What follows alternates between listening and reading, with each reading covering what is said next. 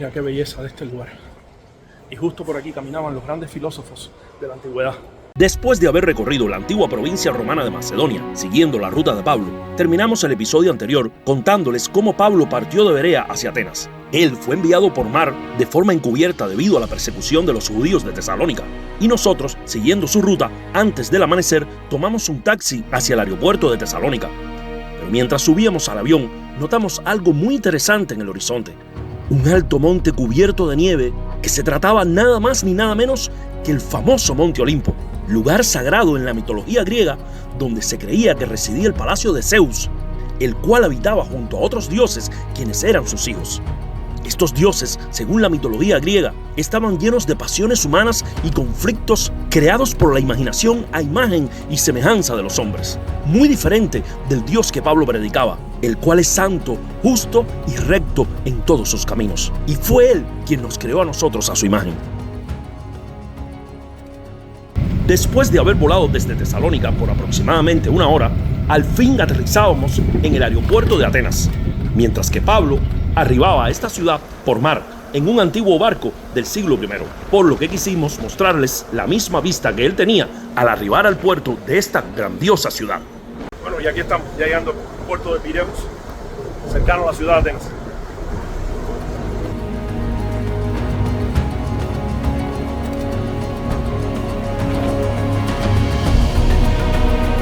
Atenas, una ciudad legendaria, llena de historia, cultura y filosofía. Aquí Pablo también dejó una huella profunda durante su segundo viaje misionero, la cual exploraremos mientras leemos en el libro de los Hechos de los Apóstoles sobre los sucesos ocurridos aquí.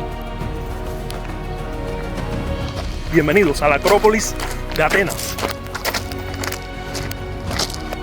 Atenas, en el siglo I, era una ciudad que brillaba por su riqueza y cultura. Era conocida por sus templos, sus dioses y sus pensadores. Por donde quiera que miremos, encontramos restos de esa grandeza. Aquí los atenienses rendían culto a dioses como Zeus, Atenea, Dionisio y Apolo. Dioses que se creía habitaban en el Monte Olimpo, ese mismo que vimos al volar desde Tesalónica hacia aquí. Zeus, el rey de los dioses, gobernaba desde el alto del Olimpo, junto a otras deidades que dominaban los aspectos más importantes de la vida cotidiana y la naturaleza. Estos templos que vemos no eran solo obras arquitectónicas, sino símbolos del poder de estos dioses sobre la vida de los atenienses. El templo de Atenas, que aún podemos ver en parte hoy, conocido como el Partenón, era uno de los centros más importantes de adoración en esta ciudad. Atenea era considerada la diosa de la guerra y la sabiduría. También se le consideraba la protectora de esta ciudad. Estos templos majestuosos representaban el mundo espiritual de los griegos, llenos de ídolos y deidades que reflejaban sus miedos y deseos. Al Pablo llegar a Atenas, se encontraba esperando a Silas y a Timoteo, a quienes había dejado atrás en Berea. Y mientras se esperaba, Hechos 17:16 nos dice que su espíritu se enardecía al ver la ciudad entregada a la idolatría. La idolatría era una realidad abrumadora aquí para Pablo. No era una cuestión cultural o religiosa, sino un obstáculo que impedía que las personas conocieran al Dios verdadero. Su espíritu se enardecía porque entendía lo que estaba en juego: las almas de los hombres. El texto de Hechos nos dice que Pablo no solo predicaba en las sinagogas de los judíos, sino también en la plaza. Esta era conocida como el Ágora y era el centro de la vida pública ateniense, donde se discutían ideas, se comerciaba y se convivía, por lo que Pablo dialogaba diariamente con quienes se encontraban allí, incluyendo a filósofos estoicos y epicúreos. Los epicúreos creían que el propósito de la vida era alcanzar el placer y evitar el dolor. Para ellos, los dioses existían, pero no se interesaban en los asuntos humanos. La clave para una vida feliz, decían, era buscar la tranquilidad interior y evitar el sufrimiento. Por otro lado, los estoicos tenían una filosofía opuesta. Creían que el universo estaba gobernado por una razón divina, el Logos, y que la virtud era vivir de acuerdo a esa razón. Para ellos, el autocontrol y la indiferencia ante el dolor y el placer eran esenciales. Cuando Pablo empezó a predicar aquí sobre Jesús y la resurrección, su mensaje causó asombro entre ambos grupos. La idea de un Dios que se involucraba en los asuntos humanos y resucita a los muertos era algo completamente nuevo para ellos, por lo que, intrigados por su mensaje, lo llevaron al Areópago. En este momento me encuentro caminando hacia el lugar más importante y que me interesa más, y es que fue uno de los motivos principales de mi visita aquí a esta ciudad de Atenas. No era ver el Partenón, sino es ver el Areópago, porque fue allí precisamente donde el apóstol Pablo se levantó y se puso en pie delante de los atenienses y les habló acerca del Dios que él venía a predicarle. Y era el Dios no conocido, el Dios que ellos habían hecho una estatua sin saber cuál era. Y Pablo le dice, ese Dios fue el que hizo el cielo, la tierra, el mar y todo lo que existe. Y no necesita templos como los que ustedes han construido todos sus dioses de la mitología griega. Porque ese Dios no necesita nuestro sustento ni nuestro sacrificio, sino que Él es quien nos sustenta y Él fue quien se sacrificó por nosotros. Y bueno, hemos llegado. Bienvenidos al Areópago. Estoy seguro que han leído muchas veces en la Biblia, en el libro de los Hechos, especialmente en la historia. Le trajeron aquí. Este lugar era como viene siendo hoy en día el Congreso de los Estados Unidos, algo parecido, donde se dictaban leyes y también se hacían juicios y también se debatía sobre diferentes tipos de filosofía. Y aquí, delante de mí precisamente, tengo una copia en griego del discurso del apóstol Pablo, que fue hecho en este mismo lugar, llamando a los atenienses al arrepentimiento y a que se volviesen de los ídolos al Dios viviente.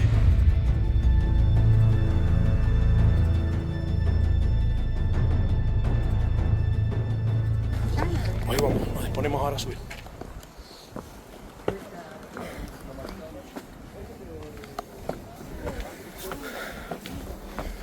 Si me pueden ver en el video, me encuentro bien fatigado porque ahora vengo de la Acrópolis, que he tenido que subir un montón de escaleras de mármol y ahora sigo subiendo escaleras aquí para llegar a este montículo y poder enseñarles a ustedes este lugar del cual han leído tanto y han escuchado tanto en predicaciones, en mensajes, en estudios bíblicos, pero no tenían idea de lo que era. Y bueno, por supuesto que en el tiempo que Pablo estuvo aquí no lucía así.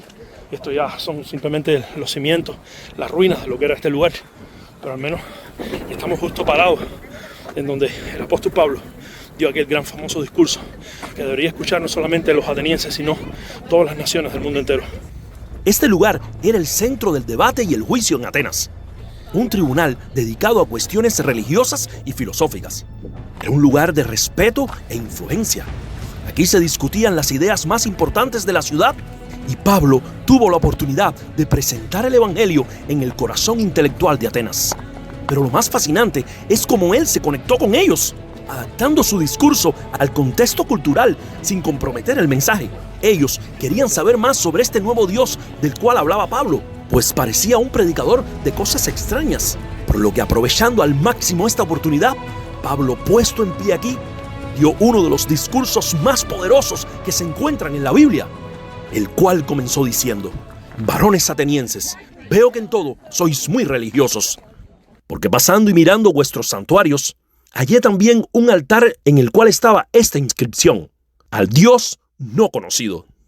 Al que vosotros adoráis pues sin conocerle, a este es quien yo anuncio. El Dios que hizo el mundo y todas las cosas que en él hay, siendo Señor del cielo y de la tierra, no habita en templos hechos por manos humanas, ni es honrado por manos de hombres, como si necesitase de algo, pues Él es quien da a todos vida y aliento y todas las cosas. Y de una sangre ha hecho todo el linaje de los hombres, para que habiten sobre la faz de la tierra, y les ha prefijado el orden de los tiempos y los límites de su habitación, para que busquen a Dios, sin alguna manera, palpando puedan hallarle, aunque ciertamente no está lejos de cada uno de nosotros, porque en Él vivimos y nos movemos y somos, como algunos de vuestros propios poetas también ha dicho, porque linaje suyo somos.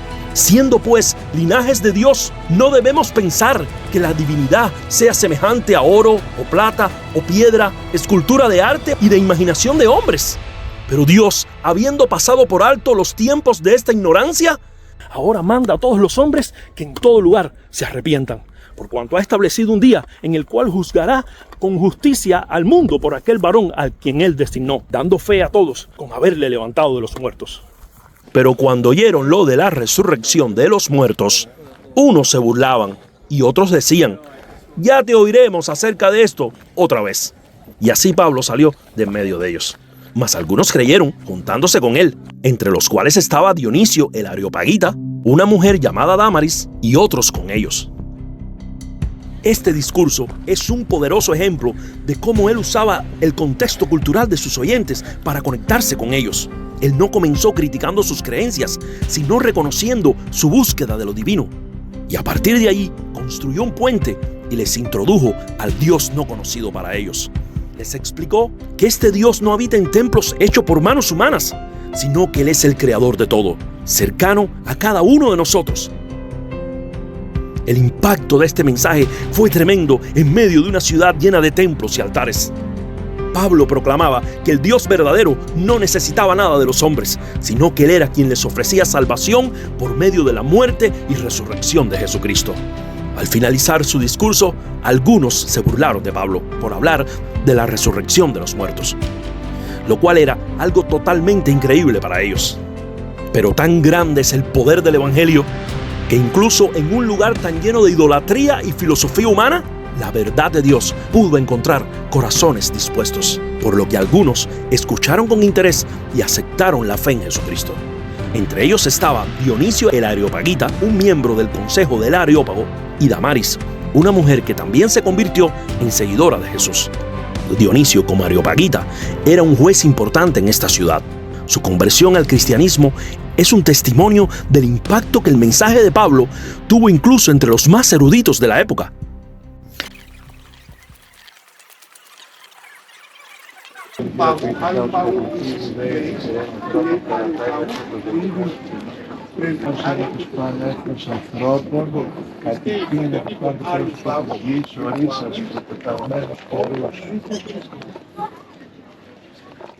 Es impresionante. Pablo, después de 2000 años, sigue predicando en este lugar. Cada persona que llega aquí lee ese cartel y escucha el propio mensaje que él predicó en este lugar hace 2000 años. Es impresionante. Encima de esa colina. Pablo eventualmente dejó Atenas, pero su mensaje aquí permanece tan relevante como lo fue en el siglo I. Hoy vivimos en una sociedad que también busca respuestas en muchas fuentes, como la filosofía, ídolos físicos y espirituales diversos. Incluso es muy triste ver en la actualidad cómo las iglesias más conocidas aquí en Grecia están llenas de imágenes de santos y vírgenes, muy similares a los dioses griegos por los cuales Pablo se indignó. Pero el mensaje que Pablo predicó aquí sigue siendo el mismo, que el Dios que hizo el mundo se ha acercado a nosotros y desea que todos le conozcamos a través de Jesús. Solo en Él encontramos verdadera vida y la esperanza de la resurrección. Porque en ningún otro hay salvación, y no ha sido dado otro nombre a los hombres por el cual podamos ser salvos. El paso de Pablo por Atenas nos deja muchas enseñanzas. Primero, la importancia de entender y conectarnos con las personas a las que les compartimos nuestra fe, tal y como Pablo lo hizo aquí con los filósofos. Segundo, nos recuerda que a pesar del medio que nos rodee, debemos ser fieles en compartir el mensaje de Dios tal como aparece en la Biblia, sin caer en la tentación de cambiarlo, buscando una mejor aceptación. El mensaje del Evangelio y la resurrección sigue siendo poderoso y relevante hoy, tanto como lo fue en el siglo I. Pablo no se desanimó por la burla o el rechazo. Él entendió que no todos aceptarían su mensaje, pero aún así siguió fiel a su misión. Tras esta experiencia en Atenas, Pablo continuó su viaje hacia Corintio, donde seguiría predicando con la misma pasión y convicción. Él lo haría a pie utilizando quizás algún transporte de la época, mientras que nosotros, saliendo de esta ciudad, tomaríamos un tren que demoraría aproximadamente 2 horas para llegar hasta allí. Mientras dejamos atrás esta magnífica ciudad, recordemos que nuestra fe no está construida sobre teorías vacías, sino sobre la verdad de un Dios vivo, que resucitó a su Hijo de entre los muertos y que promete también la resurrección para aquellos que han creído en Él. Que esta historia nos inspire a seguir compartiendo este mensaje con valentía, como lo hizo Pablo. Gracias por acompañarnos en este viaje por Atenas. Nuestro próximo destino será Corinto, donde Pablo continuará con su misión. Nos vemos en la próxima aventura. Bendiciones.